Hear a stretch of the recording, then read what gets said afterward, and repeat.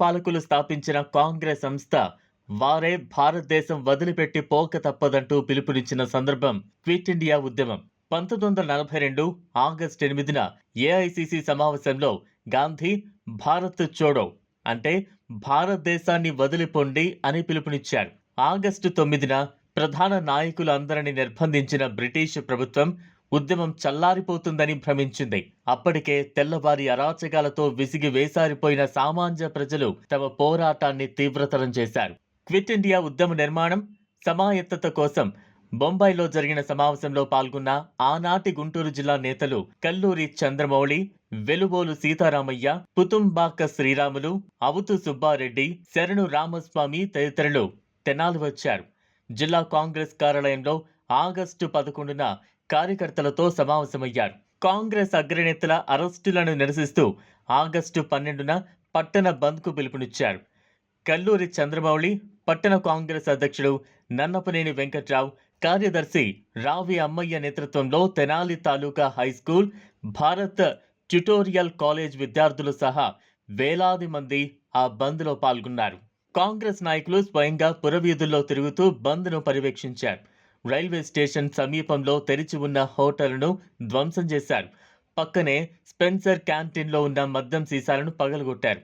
Railway station north cabin దగ్గరలోని oil ట్యాంకర్కు నిప్పండించారు. 2 వ్యాగన్ల నిండా ఉన్న సిగరెట్ బండిల్స్ ను ప్లాట్ఫామ్పై తగలబెట్టారు. అప్పుడే చెన్నై నుంచి వచ్చిన ప్యాసింజర్ రైల్లోంచి ప్రయాణికులను దించేసి 4 బోగీలను అగ్నికి ఆహుతి చేశారు.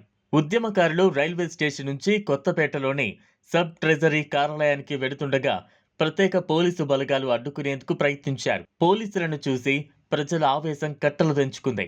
సమీపంలోని అడితి నుంచి కట్టెలు లాక్కొచ్చి పోలీసులపై దాడికి సిద్ధపడ్డారు.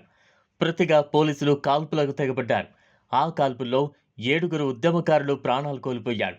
ఆ పోరాటంలో పాల్గొన్న స్వాతంత్ర యోధుడు కన్నగంటి వెంకట్రావు చెరువులోని పడమడ్డి కాలువలో దూకి తప్పించుకోగలిగారు. తెనాలి గడ్డ మీద తెల్లవారికి జరిగిన శృంగభంగం అప్పటి బ్రిటిష్ ప్రధాని విన్స్టన్ చర్చిల్, అప్పటి సింగపూర్లో ఉన్న నేతాజీ దృష్టికి సైతం వెళ్ళింది.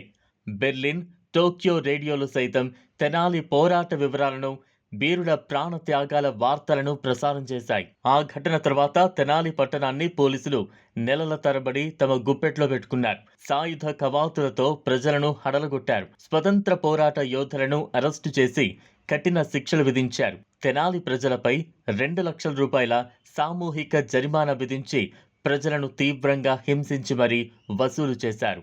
అనతి కాలంలోనే దేశానికి స్వాతంత్రం సిద్ధించింది.